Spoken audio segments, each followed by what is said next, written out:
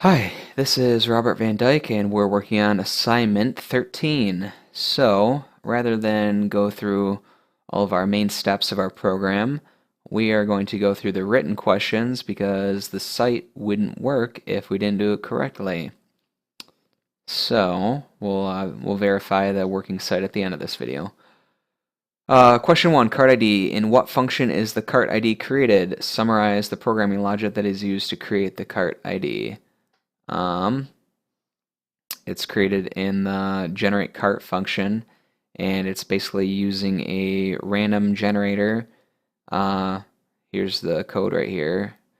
Cart ID plus equals characters random int, and we're passing in characters with length 0 minus 1. Um, it's taking this random set of characters, picking one, and minusing one from that and setting that as our cart ID. Provide the SQL query with your cart ID, product IDs, and quantities in your cart. I did select from cart items, and you can see we've got an ID 1, ID 5, ID 6. We've got a cart ID of a bunch of random junk, date added, and then the quantity of items with their product ID. Session ID, provide the SQL to see your session ID. So I did select at from Django session. It's really hard to see, but we've got 3JRR with a session date of 12/19. Here we are looking in my browser, 3JRR with a session date of 12/19, which is 2 weeks from today to erase the cookies. In your own words, describe how and why a session ID is created and then stored in the database and your browser. Basically, whenever you browse a web page, you make a request to the server, you're creating a unique handshake with the server that your session is tied to, and it's stored in cookies so that every time you refresh, leave, and come back, you don't have to relog all your information. It kind of remembers you. In my case, I get a lot of blue screens of death. I wouldn't have to always log in to Amazon or Gmail or anything because it's remembering who I am through these cookies that I have saved on my computer. Yeah. If I were to get a blue screen of death while shopping, I wouldn't have to go back in with the hassle of trying to add everything to my shopping cart. Once again, in your own example, describe how Django form is passed to your HTML template. Provide an example. Django framework, we build a Python class that basically acts as a form. If we call this class later, we're able to pass it into an HTML. If and for, it's kind of the same from my understanding as what we did with Python.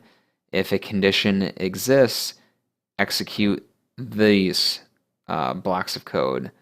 So only if a certain condition exists do we do this. Where the for, we're going to iterate through the whole list until we get to the end. And then we had what HTML function is the HTTP response of the ecom store. Cart items is created in the show cart function, and it's referenced in the cart HTML right here. And then we were to implement a privacy policy flat page. So we had to change, I think this was the navigation page. We had to change the catalog so it knew where it was pointing at. And yeah, let's see here. So navigation, yep, here we are. Okay, the thing's already running. Let's live preview. Okay. Great. Oh. Stop it. Run it.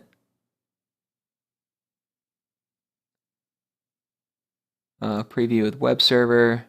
Here's our store. Go to solid body, Les Paul, add to cart. Our cart works. Here's our privacy policy, which we are giving credit to Red Fusion Media. Thanks for watching.